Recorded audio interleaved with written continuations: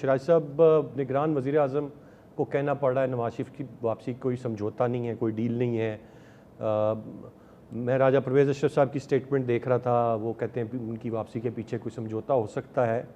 आखिर बड़ी गारंटियाँ मांगते रहे, फिर मरियम साहिबा अलैलान जलसों में बहुत कुछ कहती रहीं, लेवल प्लेइंग फील्ड, चीज़ें वापस पुरानी सूरत हाल की तरफ लेकर जाने के इशारे।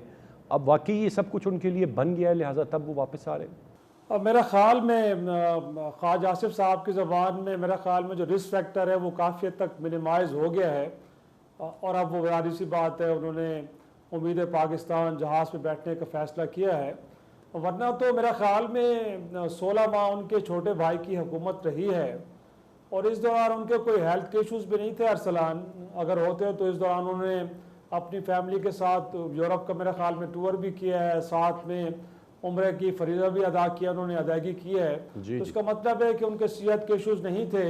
अगर वो चाहते तो उस दौरान भी वो वतन वापस आ सकते थे, लेकिन 21 अक्टूबर की तारीख का क्यों फ़ैसला किया गया, मेरा ख़्याल में यही वजूहत थे कि कुछ यकीन दहानियाँ चाहिए थी और कुछ रिस्क फैक्टर्स थे जिनको मिनिमाइज़ करना था, जिसमें साबिक चीफ जस्टिस उमर अता बंदियाल साहब भी थे कि उनकी रुखसती हो जाए तो शायद उसके बाद हो जाएंगे।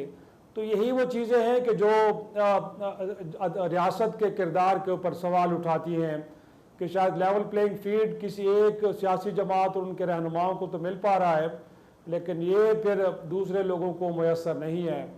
मेरा ख्याल है कि अगर वो आ रहे हैं, उनको पाकिस्तानी हाई कमिश्नर ने अलविदा भी कहा इसके बावजूद कि वो कन्विक्टेड पर्सन है, लेकिन इधर भी आएँ और इधर आके अदालतें उनको ज़मानत भी दे दें और उसके बाद वो मीनार पाकिस्तान पे जाके एक बड़ा भरपूर जलसा भी करें।